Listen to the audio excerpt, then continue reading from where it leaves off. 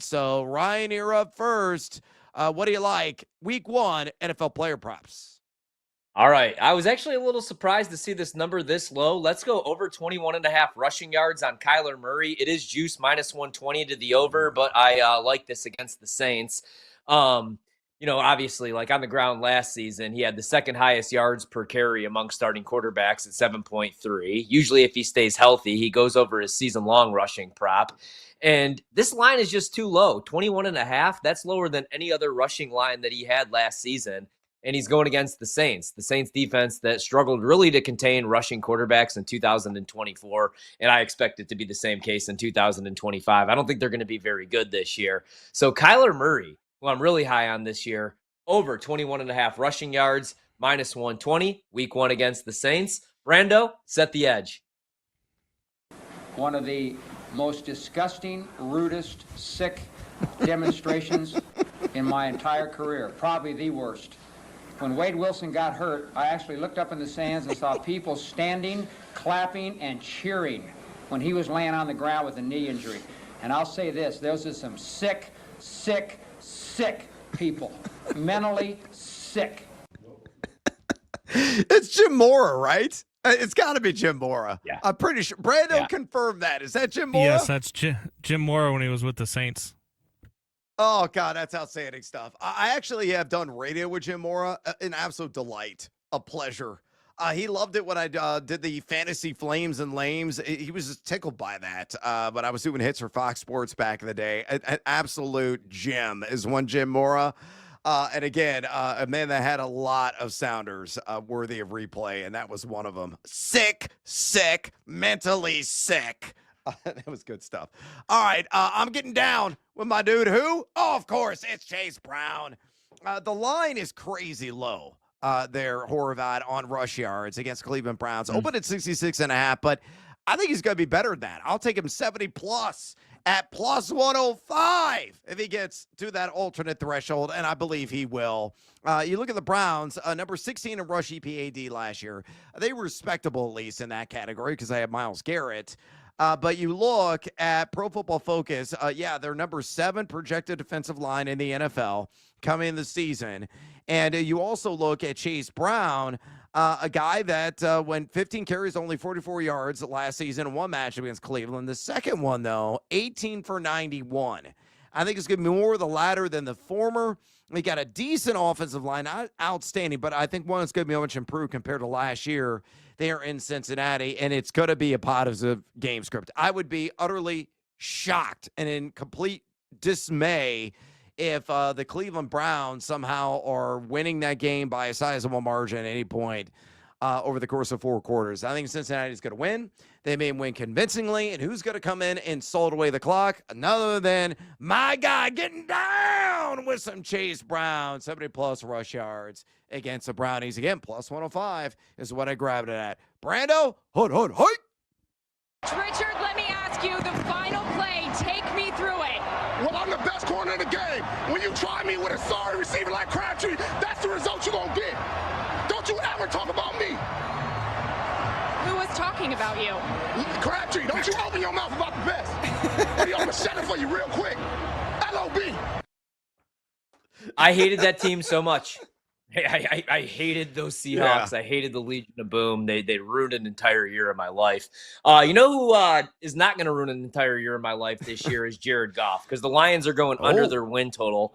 That said, though, he's going over 243.5 passing yards against the Green Bay Packers week 1. You could get this minus 120.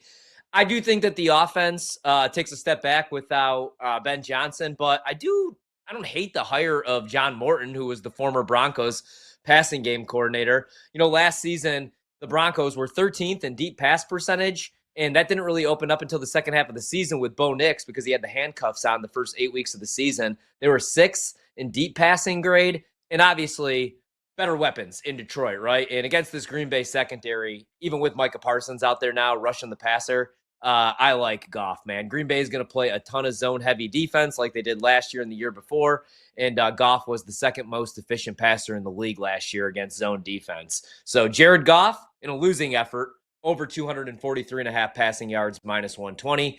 Brando, throw me a bubble screen. We played them in the third game. Everybody played 3 quarters. The Bears are who we thought they were. And that's why we took the damn field. Now, if you want to crown them, then crown their ass. Crown them. But they are who we thought they were. And we let them off the hook. Oh, Denny Johnson, that's a absolutely tremendous soundbite to say at least. We're like the old Coors Light commercials. I need to bring those back out of the woodwork. Yep. Those were some of my favorite from back in the day. A guy that was one of my favorites back in the day as well before the catastrophic injury set in, coming off the broken foot, of course, a devastating knee injury. Rub-a-dub-dub in the Chubb Club, baby. We're getting bottle service behind a velvet rope in week 1. Why, Joe Mixon? He's not playing. He's out for the first 4 weeks. Chubb is going to be the main man. I'm going to split some time with Damian Pierce and Woody Marks, but when they're knocking to punch it in for 6, he's surely going to get an opportunity to do exactly that. I think he scores an anytime touchdown against the LA Rams, plus 175. Yeah, I rolled the shoulders and got seduced by that juice. A ridiculous price in my estimation because the volume is going to be cranked. Probably going to get 15 carries in the game. You look at the Rams, they finished number 20 in rushing PAD last year. According to Pro Football Focus, number 9 in defensive line rank. They only allowed 10 touchdowns at running back position in 2024. And Chubb, reportedly has lost a step, lost some of the explosiveness. I believe that. But, I saw him in the last preseason game. He was still carrying dudes. And he can carry a couple of dudes right across the chalk and score 6 and cash me in a plus 175. So nice value here.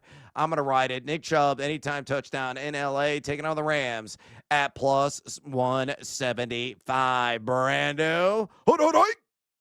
Attacking an amateur athlete for doing everything right. And then you want to write articles about guys that don't do things right and downgrade them, the ones that do make plays. Are you kidding me? Where are we at in society today? Come after me. I'm a man. I'm 40. 40.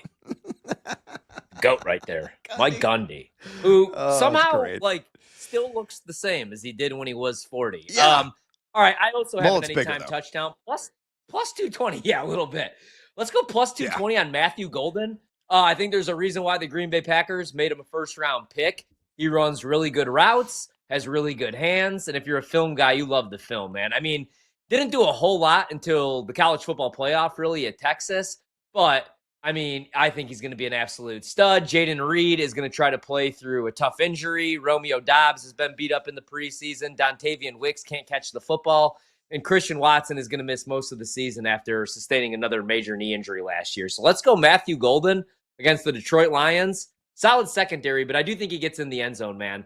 Plus 220. It might even be a gadget-type play. If Jaden Reed is playing at about 50%, they might not be able to use him the way that they want this year. Brando, hit me with a Hail Mary for Aaron Rodgers. Jimmy, my tight end is deaf. Yeah, I know. Jimmy, how am I going to coach a deaf man? Jimmy, I mean, I got to be able to communicate with him, and how? Learn to sign, Look at it this way. You'll never be called off sides on an audible. Oh, the late, great Gene Hackman. All right. I think it's a great call on Matthew Golden, man. I'm all in on him. I can't believe it was a significant plus money. I grabbed him plus 370 for him to do 1,000 yards this year. Are you kidding me? I mean, he's the only healthy guy that's proven to be reliable throughout training camp of the preseason for the Green Bay Packers. He's got to show up and show out starting week 1. Great call there. Give me J.K. Dobbins also for an anytime touchdown against the Tennessee Titans at plus 130. Now, the strength of the Titans this season on defense, if there is one, it's definitely on the defensive line. With Simmons, they have some talent certainly there. Pro Football Focus ranks them number 14 among the top D lines in the NFL. They did rank number 24, though, last season in rush EPA defense.